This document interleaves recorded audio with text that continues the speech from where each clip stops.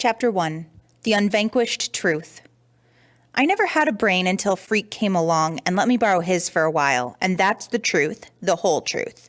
The unquished truth is how Freak would say it. And for a long time, it was him who did the talking. Except I had a way of saying things with my fists and my feet even before we became Freak the Mighty, slaying dragons and fools and walking high above the world. Called me Kicker for a time.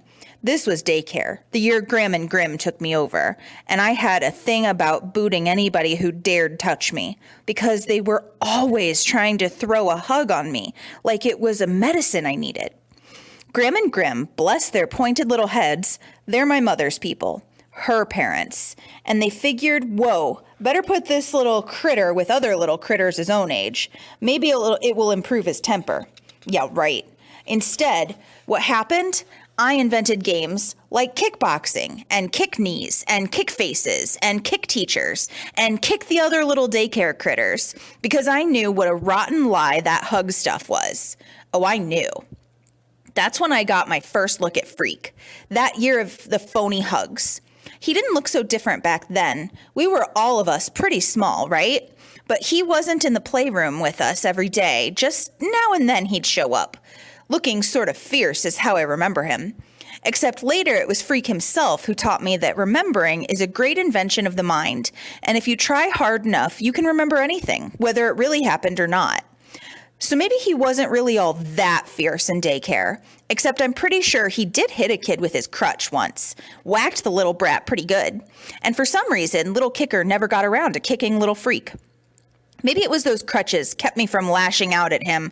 Man, those crutches were cool. I wanted a pair for myself.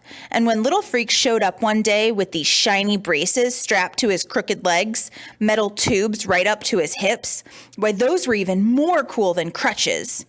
"I'm Robot Man," little Freak would go, making these weird robot noises as he humped himself around the playground. Like he had robot motors inside his legs going, And this look like, don't mess with me. Man, maybe I got a laser cannon hidden inside these leg braces. Smoke a hole right through you. No question, Freak was hooked on robots, even back then. This little guy, 2 feet tall, and already he knew what he wanted. Then, for a long time, I never saw Freak anymore. One day, he just came back to Daycare, and the next thing I remember, I'm in like 3rd grade or something, and I catch a glimpse of this yellow-haired kid scowling at me from one of those cripple vans. Man, they were 3 eyes, and I think, hey, that's him, the robot boy. And it was like, whoa, because I'd forgotten all about him. Daycare was a blank place in my head, and nobody had called me Kicker for a long time. Mad Max, they were calling me, or Max Factor, or this one butthead in LD class called me Maxi Pad, until I persuaded him otherwise. Grim and Grim always called me Maxwell, though, which is supposed to be my real name, and sometimes I hated that worst of all, Maxwell. Ugh. Grim out in the kitchen one night after supper, whispering to Graham, had she noticed how much Maxwell was getting to look like him?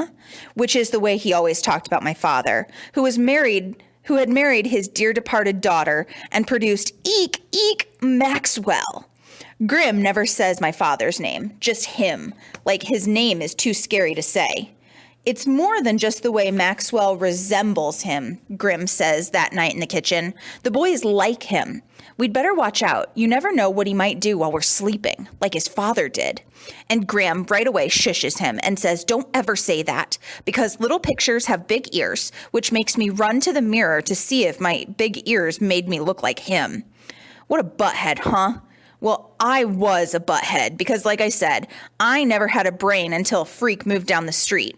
The summer before 8th grade, right? That's the summer I grew so fast that Grim said we'd best let the boy go barefoot. He's exploding out of his shoes.